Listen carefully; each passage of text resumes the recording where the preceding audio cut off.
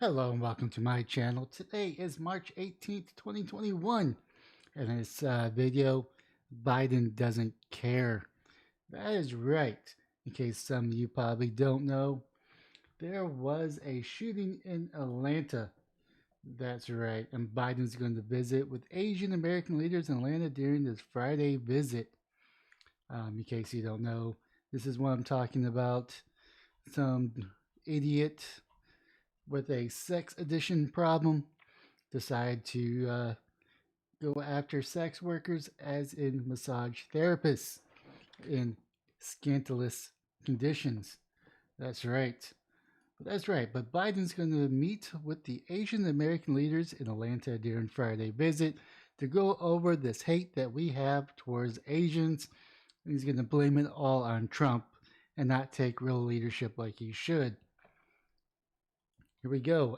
From NPR. Enough is enough. Atlanta area spa shooting spurs debate over hate crime label.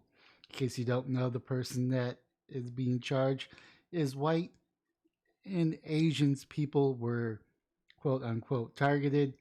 I'll get to that a little bit later. Asian Americans and their allies are calling for solidarity and a push against discrimination and racist violence after a gunman killed 8 people at 3 Atlanta area spas Tuesday. Most of the victims were women of Asian descent. Authority says it's too early to declare the attacks a hate crime, prompting a debate over when that label should be used and how to present the gunman's explanation. The suspect has confessed, according to the police, who said the suspect denied being motivated by racial animus. Officials in the Cherokee County cited sex addiction and a bad day as possible explanation for the crime. He's being held in Cherokee, the county northwest of Atlanta, where the shooting started. Atlanta Police Deputy Chief Charles Hampton told reporters on Thursday afternoon that the suspect had purchased the weapon the day of the attack. He also confirmed that the suspect had frequent at least 2 of the spas. That's right, and no one's coming unscathed. This is according to the Slate. The public face of the police response of the deadly shooting in Atlanta Tuesday night has proven to be problematic, sparking an outcry over his early handling of the rampage that killed 6 Asian women. Problems started Wednesday when the Cherokee County Sheriff Office Captain Jay Baker, who handles communication and the community relations at the county sheriff office when the first shooting took place, characterized the 21-year-old accused of carrying out murders as having a bad day. That seemed like, excuse me, a gladly sympathetic light to be casting upon someone who just murdered innocent people, further rattling the Asian community in the U.S. that feels under siege since the pandemic. He was pretty much fed up and kind of at the end of his ropes, Barker said of the shooter. Yesterday was a really bad day for him, and that's what he did. Yeah, I'm not going to go any further with this one. However, the anti-guns is not missing a beat. Unfortunately, this is another slate. The Atlanta shooting suspect bought his gun faster than a woman in Georgia can get an abortion.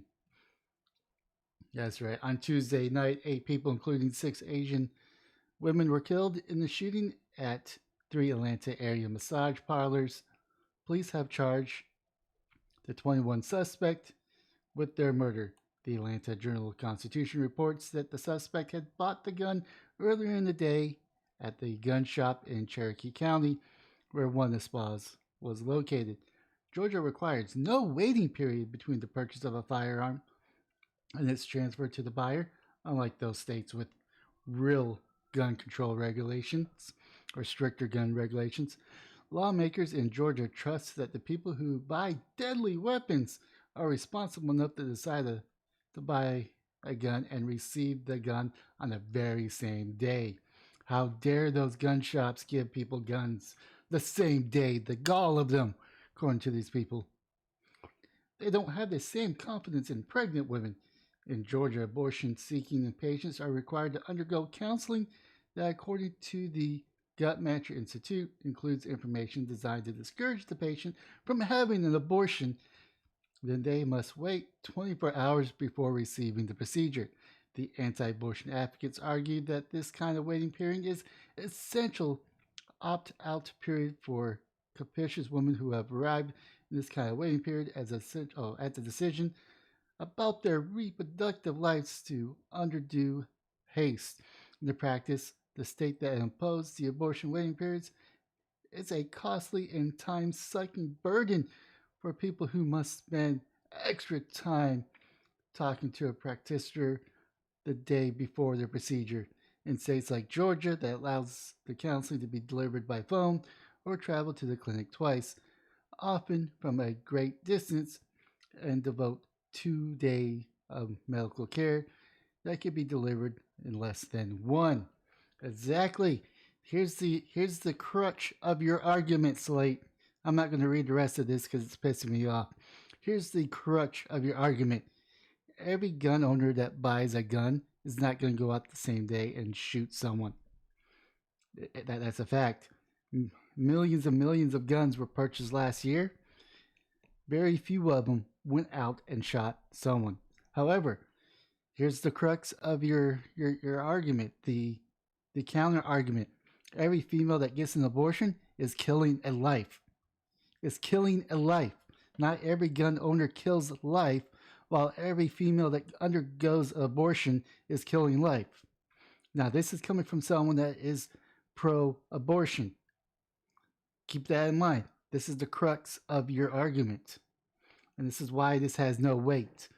There's responsible people who purchase a gun for fun, who just take it to the range and shoot paper targets. There's people that go out and buy a gun for the tool of actually providing a meal on their table through hunting. Every person that goes to a abortion clinic is killing a life 100% of the time. When they go through that procedure, it's 100% death of life. Hopefully, I made that clear.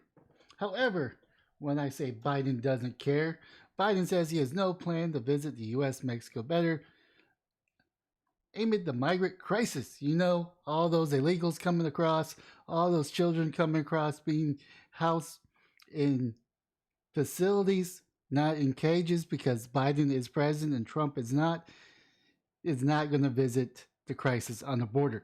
President Biden on Tuesday said he has no plan to visit the U.S. Mexico border to see firsthand the scale of the mounting migrant crisis. Not at the moment, Biden told reporters the White House lawn as he departed on the afternoon trip to Pennsylvania to promote his recently passed 1.9 wasteful trillion COVID relief plan. House Minority Leader Kevin McCarthy on Monday visited the Mexican border with delegations of fellow Republicans and insists that Biden visit himself. I know the president's going to travel this week. This is where he should bring Air Force One, McCarthy said in El Paso, Texas. Biden's Homeland Security Secretary Alejandro Macri's said on Tuesday that the federal authorities are nearing a 20-year high in apprehensions along the border. We're on pace to encounter more individuals in the southwest border than we have in the last 20 years. But yet, he cares more about a minority that is actually free, that are American citizens, over something that is very small, very minute. Don't get me wrong, I'm not trying to downsize this horrific act of grievances. It's tragic. Yes, it is. I feel sorry for the families of the loss, and I hope the suspect, since he already confessed, I hope he gets thrown in jail and has a very miserable rest of his life. However, those people are not going anywhere, and I get you might want to console them, but the migrant crisis, the illegal aliens, the undocumented workers, the paperless workers, whatever they're being called this year or this second. That is a bigger problem. That has a direct impact onto our nation's security. Not to mention, as I mentioned in the video the other day, Texas is going to see a spike of COVID tests because of the migrants, because they're just catching and releasing them on our side of the border. Instead of catching them, deporting them, they're keeping them here in the United States. And who knows what diseases they have. Not every of them, not every single one of them is disease ridden. That's not the argument I'm making. The point is, we're in a so called pandemic and we're releasing people without testing them to go through their merry way through the United States.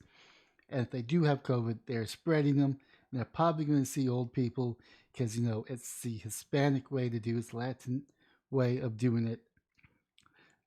Just because it's their culture. Their culture is to be family oriented, which means that if you more times than not every time, but more time, they're going to go to a family that's going to have several generations. This includes the grandmother, the mother, the children, and the children's. It's just the way it is. It's not a slight against them. I kind of admire that about the Latin family, that they kind of stick together. They're one unit, and that's to be applauded. But however, he doesn't care about America. He's only going to speak to the Asian American leaders because he wants gun control. He's only doing it for brownie points, and I can see through it, and it's frustrating. We have real issues that need to be taken care of on the border, and he has created an issue on the border and refused to even acknowledge it, and that's frustrating. Very frustrating, and that's why I say Biden doesn't care. Anyways, leave your thoughts down below. Smash the like and subscribe buttons on all platforms, but most importantly, have yourself a wonderful day, morning, or evening.